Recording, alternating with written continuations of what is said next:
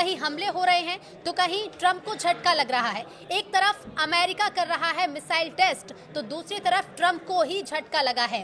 कहीं दावे ईरान ने किए हैं कि हमने 100 से ज्यादा सैनिकों को मार गिराया। दुबई में हलचल तेज है तो इसके साथ ही साथ हम ये भी देख रहे हैं कि हाइफा को भी निशाना बनाया जा रहा है। सायरन सिर्फ हाइफा में नहीं बल्कि कहीं और भी बज रहे हैं। अभी कई बड़े अपडेट इसे लेकर सामने आ चुके हैं, लेकिन अमेरिका की क्या तैयारी है, अमेरिका के क्या दावे हैं, जवाब में ईरान ने क्या दावा किया है और इसी बीच जो नई एंट्री हो रही है इसे लेकर क्या अपडेट है, सब कुछ हम समझने की कोशिश करेंगे। मेरे साथ मेरे सहयोगी आनंद जुड़ गए हैं। आनंद, सबसे पहले तो ताजा अपडेट बता दीजिए, क्योंकि अमेरिका से शुरुआत करते हैं। अमेरिका ने हाल ही में एक परीक्षण किया है, क्या ये टेस्ट और किस तरह से काम कर सकता है अमेरिका के फेवर? बिल्कुल, देखिए जिस तरीके से मिडिल ईस्ट में तनाव बढ़ते जा रहे हैं वहीं अमेरिका अपने को मजबूत करने के लिए या फिर ईरान पर एक और प्रेशर क्रिएट करने के लिए उन्होंने एक मिनट मैन 3 जो कि एक न्यूक्लियर मिसाइल है, इसका टेस्ट किया है। इसका टेस्ट कहाँ हुआ मैं आपको एग्जैक्ट बता देता हूं कि अमेरिका ने कैलिफोर्निया के वेंडरबर्ग स्पेस फोर्स बेस में से minute man 3 inter continental ballistic missile का परीक्षण किया है और रिपोर्ट के मुताबिक, जो इस परीक्षण के बाद रिपोर्ट सामने आया है, रिपोर्ट के मुताबिक ये परमाणु क्षमता वाली मिसाइल हिरोशिमा पर गिराए गए बम से करीब 20 गुना ज्यादा है। यानी कि अगर ये जहां गिरेगा तो आपको भी पता है कि जब हिरोशिमा पर परमाणु अटैक हुए थे अमेरिका के द्वारा तो किस तरीके से तबाही मची थी, तो उस तबाही का आप 20 गुना कर लीजिए तो इस मिसाइल के अटैक होने से कितनी भारी नुकसान सहना पड़ सकता है जिस देश पे भी ये अटैक करते हैं अमेरिका।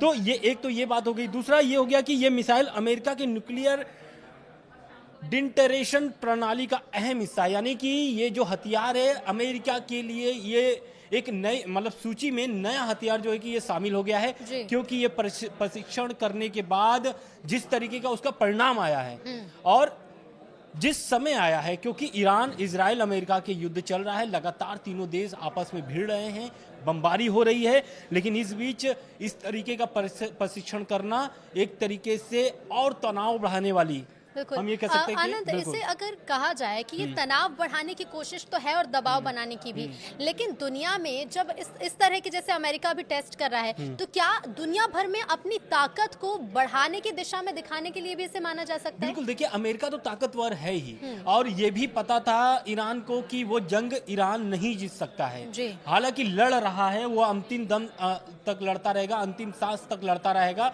उनके मंत्रियों का यह बयान है। तो ईरान जो है कि झुकने वाला नहीं है, ये तो स्पष्ट हो चुका है। लगभग 6वां दिन है आज और 6वें दिन भी ईरान जो है कि लगातार सभी देशों पर हमला बोल रहा है। इजराइल, अमेरिका के बाद जितने जो एयरबेस है मिडिल ईस्ट में अमेरिका के, वहां पर भी लगातार हमला बोल रहा है। आज 6वां दिन है, उसके भी बहुत सारे अपडेट्स आए, आगे बताएंगे। बिल्कुल, लेकिन ईरान को लेकर जो अमेरिका का दावा है कि हमला किया है और ईरान का जंगी जहाज डुबो दिया गया है, तो ईरान के लिए ये कितना बड़ा नुकसान होगा? इस जंगी जहाज से ईरान को कितना फायदा था और इस पर हमला कर अमेरिका को क्या फायदा होगा? बिल्कुल, देखिए यहाँ पर जो हुआ है ना, ये घटना ईरान को और तोड़ सकता है। इसलिए मैं बोल रहा हूँ क्योंकि ईरान की इसमें बहुत सारे सैनिक मारे गए हैं और बहुत सारे सैनिक जो मारे गए हैं उनके शवों को तलाश भी किया जा रहा है। तो ये हमला हुआ है हिंद महासागर में, हिंद महासागर के टॉरपीडो से हमला कर ईरान का जंगी जहाज जो है कि डुबो दिया गया है, जिसमें 80 सैनिकों की मौत हुई है। इस जहाज पर करीब 140 लोग सवार थे, 80 सैनिकों के 100 मिल चुके हैं और पेंटागन ने इस हमले का खौफनाक वीडियो भी जारी कर दिया है। पेंटागन ने इस वीडियो को जारी करके ये बताया है कि जीत सिर्फ और सिर्फ अमेरिका की ही होगी। अमेरिका के रक्षा सचिव पिट हेडसेंट ने भी एक तरीके से कड़ी चेतावनी ईरान को दिया है। उन्होंने साफ तौर से बोल दिया है कि ईरान अब भी हथियार डाल सकता है, नहीं तो इसका अंजाम बहुत बुरा होगा। और ये जो हमला हुआ है हिंद महासागर पर, उनके जहाजों को जो डुबो दिया गया है, ये और सिर्फ टेलर है, पिक्चर्स अभी बाकी है। लेकिन इसमें आनंद ये भी सवाल उठते हैं कि ईरान, इजराइल, अमेरिका को तो हम देख रहे हैं कि अपने अपने दावे हैं और अपनी अपनी तरफ से पूरी कोशिशें की जा रही है कि लीड कौन ले सकता है। लेबनान की एंट्री जब हुई, लेकिन अब इजराइल की लेबनान पर जिस तरह से घुसपैठ हुई है, इससे अभी कैसे समझा जाए और ये स्थिति ईरान के लिए कितनी भारी पड़ सकती है? देखिए, ईरान का तो पहली बात की प्रॉक्सी है हिजबुल्लाह, और ये लेबनान में इजराइल ने घुसपैठ किया है तो यहाँ से भी ईरान की टेंशन बढ़ गई है। क्योंकि देखिए उधर एक तरीके जहाज डुबो दिया गया, वहीं न्यूक्लियर मिसाइल का प्रशिक्षण कर लिया अमेरिका। तीसरी ओर इजराइल जो है कि लेबनान में घुस गया है, यानी कि इजराइल ने लेबनान में घुस करके ईरान पर अभी तक का जो रिपोर्ट सामने आ रहा है, ईरान पर 5000 से ज्यादा घातक मिसाइल गिराए हैं। तो ईरान को यहाँ पर भी भारी नुकसान सहना पड़ रहा है। इनका जो मुख्य निशाना रहा है वो राजधानी तेहरान रहा है, सैन्य ठिकाने रहे हैं। ये जो 5000 बम गिराए गए हैं, खास तौर पर ये 2 जगह निशाना ये बना रहे थे, इजराइल बना रहा था। पहला है तेहरान यानी कि राजधानी, जहां पर एक तरीके से सरकार जहां से पूरी ईरान साथ ही आज ही हमने देखा है वो ब्लास्ट की तस्वीरें भी सामने आई आनंद, जहां सरकारी न्यूज चैनल के ऑफिस को भी निशाना बनाया गया, जोरदार धमाका वहां पे हुआ है। बिल्कुल, देखिए वहां पर धमाका हुआ है और ऐसी भी खबरें सामने आ रही कि IRGC की जो हेडक्वार्टर्स है उस पे भी हमला किया गया है। और साथ ही साथ जो एक तरीके से जो सर्वोच्च नेता बनते हैं, अभी तो हालांकि अब जो अभी पूर्व जो सर्वोच्च नेता रहे हैं आयतुल्ला अली खामनेई, उनके अंतिम संस्कार को एक तरीके से टाल दिया गया है, यानी अंतिम संस्कार जो 3 दिन के लिए किए जाने थे वो टाल दिया गया है।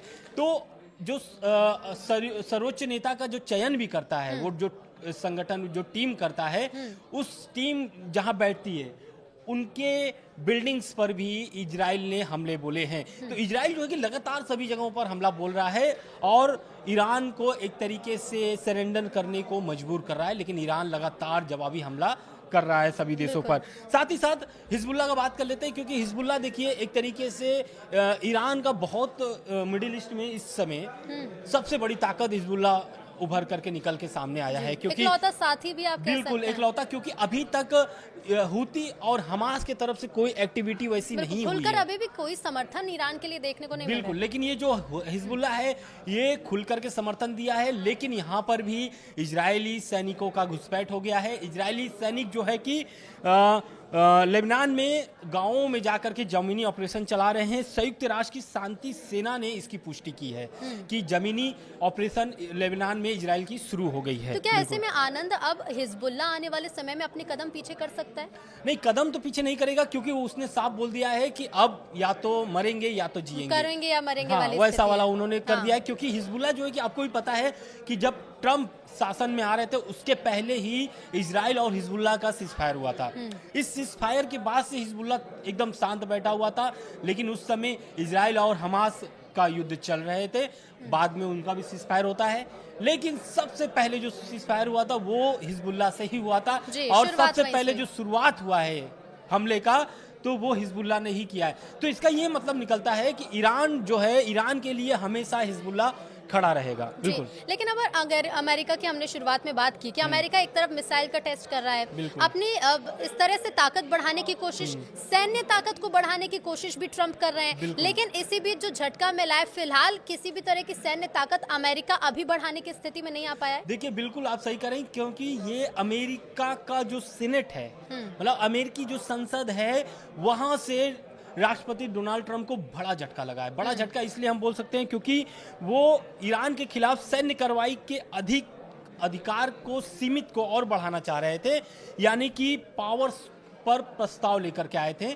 प्रस्ताव हालांकि ये खारिज कर दिया गया है सीनेट की तरफ से, और वोटिंग में ये प्रस्ताव 53 के मुकाबले जो कि 47 वोट से गिर गया, यानी कि यहाँ पर ट्रंप बुरी तरीके से हार गए हैं। उनके पावर्स को नहीं बढ़ाए गए हैं, यानी कि ईरान पर जो सैन्य कार्रवाई हो रही है उसको और बढ़ाने के लिए ये इस तरीके के प्रस्ताव लेकर के आए थे, जिसको पूरी तरीके से खारिज कर दिया गया है। और इसमें जो है कि ईरान के खिलाफ आगे किसी भी सैन्य कार्रवाई से पहले कांग्रेस की मंजूरी जरूरी होगी, यानी उनके जो विपक्ष पार्टियां हैं उनकी भी जरूरी सहमति होनी चाहिए। बिल्कुल आनंद, देखिए अभी ये तो नहीं कहा जा सकता कि इजराइल और अमेरिका एक तरफा दबाव बना रहा है, क्योंकि जवाब ईरान की तरफ से भी खूब आ रहा है। अमेरिका को ये जो हाल ही में हमने बोला कि ये झटका तो लगा ही है, अमेरिकी मरीन को भी गिराने के दावे अभी हाल ही में ईरान ने भी किए हैं कि दुबई में जो हमला हुआ उसमें अमेरिका को लेकर बड़ा दावा कर दिया ईरान ने।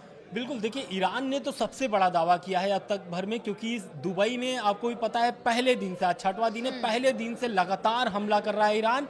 और इसमें अब ईरान एक तरीके से दावा कर दिया है कि यहाँ पर दुबई पर हमले के बाद जो उसके परिणाम निकल के सामने आ रहे हैं, 100 से ज़्यादा अमेरिकी मरीन जो है कि मारे गए हैं। ईरान का इस तरीके का दावा है, लेकिन ईरान जो है कि अभी भी ये दुबई में जो सैन्य अड्डे हैं, अमेरिकी जो सैन्य अड्डे हैं, वहाँ पर लगातार हमला बोल रहा है ईरान।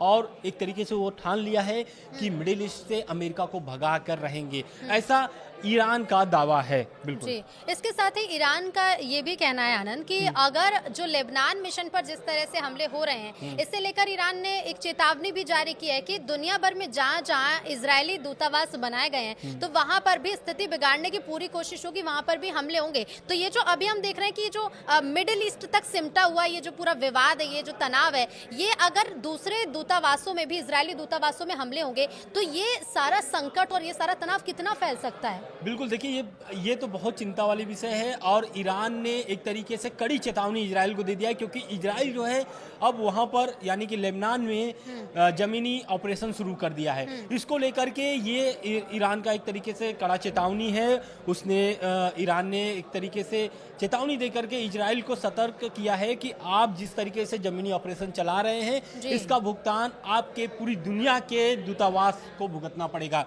यानी कि लेबनान मिशन पर हमला हुआ तो दुनिया भर के इजरायली दूतावास पर हमले होंगे, यानी निशाना बनाया जाएगा ईरान के तरफ से। ईरान का ऐसा दावा है। और ईरान के सशस्त्र बल के प्रवक्ता जो हैं, उन्होंने ये दावा किया है और उनका ये बयान निकल के सामने आया है। इन्होंने ये जो बयान है इनका, ये सैन्य टीवी पर कहा है। उन्होंने कहा है कि ऐसी स्थिति में ईरान इजरायली दूतावास को अवैध सैन्य लक्ष्य बनाएगा, यानी कि अवैध तरीके से, यानी कि खुफिया तरीके से उसको निशाना बना करके हमला करेगा वहां पर। यह बयान उस चेतावनी के बाद आया है जिसमें इजरायली सेना के प्रवक्ता ने लेबनान में मौजूद ईरानी अधिकारियों से 24 घंटे के भीतर वहां से निकलने को कहा था। आनंद, जो चार्टर्ड फ्लाइट शुरू की गई है अमेरिका की तरफ से, ये चार्टर्ड फ्लाइट किस एरिया के लिए है, कैसे काम करेंगी, किससे फायदा किससे नुकसान होगा इससे? देखिए, चार्टर प्लान जो एक तरीके से प्लेन जो निकाले गए हैं, ये जो कदम उठाया गया है, ये अमेरिका की तरफ से उठाया गया है, क्योंकि वहाँ पर अभी भी मिडिल ईस्ट में अमेरिकी नागरिक जो है कि फंसे हुए हैं। इस कारण से अमेरिका ने ये फैसला लिया है। और ये फैसला अमेरिका ने इसलिए लिया है क्योंकि 28 तारीख से अगर हम देखा जाए तो आज लगभग 5 तारीख हो गए हैं, 6 दिन हो गए। इन 6 दिनों में सिर्फ 17,500 अमेरिकी नागरिक निकाले गए हैं। इस कारण से ये फैसला अमेरिका की तरफ से लिया। तो मिडिल ईस्ट में आंकड़ा कितना बड़ा है अमेरिकी नागरिकों का?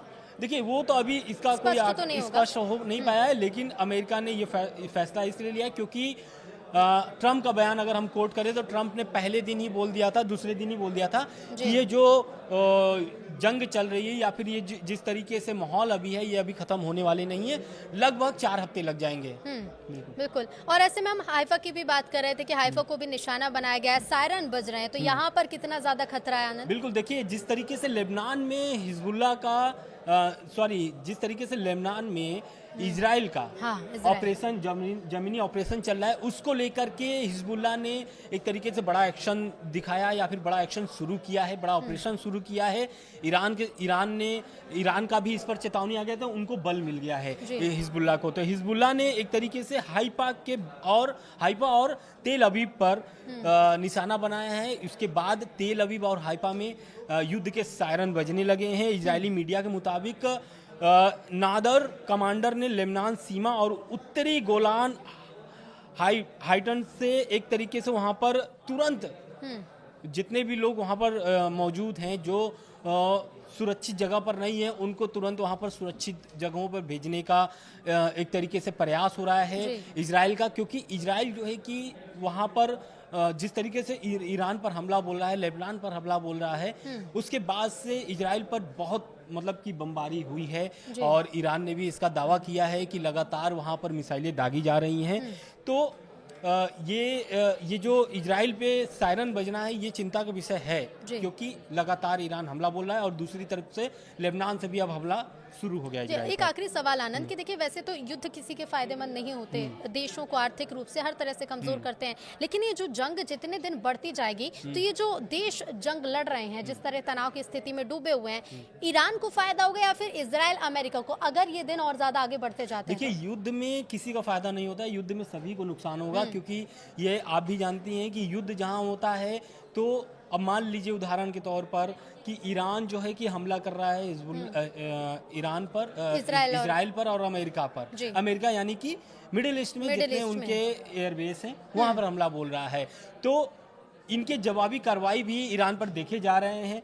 तो इसमें सभी के नुकसान हैं और भारत तो हमेशा से कहता रहा है और भारत के जो प्रधानमंत्री है नरेंद्र मोदी वो भी कहते हैं कि युद्ध से समाधान नहीं निकलता है, बातचीत करके समाधान निकालिए और एक तरीके से सरल रास्ता निकालने के लिए आप लोगों को बैठक करना पड़ेगा। बिल्कुल, लेकिन अभी बैठक की कोई उम्मीद फिलहाल तो नजर नहीं आ रही है। बैठक के लिए तो साफ तौर से अब्बास अराक्ची ने मना कर दिया है। ईरान के जो विदेश मंत्री हैं अब्बास अराक्ची या फिर जो पूर्व जो आयतुल्ला अली खामनेई साहब थे, सुप्रीम लीडर, पूर्व supreme leader ayatollah Ali Khamenei साहब जो थे, उनके जो सलाहकार है अली लारिजानी, उन्होंने भी साफ तौर से बोल दिया कि अमेरिका के साथ अब कोई भी बैठक नहीं होगी और अमेरिका का जवाबी कार्रवाई दी जाएगी, यानी जो अमेरिका हमला कर रहा है उसका जवाब दिया जाएगा, हमले से दिया जाएगा। बिल्कुल, तो देखिए दावे अपने अपने हैं, हालांकि जंग किसी के हित में साबित नहीं होती, लेकिन इस मामले पर जितने भी अपडेट्स हैं न्यूज़ 18 लगातार आप तक पहुंचाता रहेगा। नमस्कार।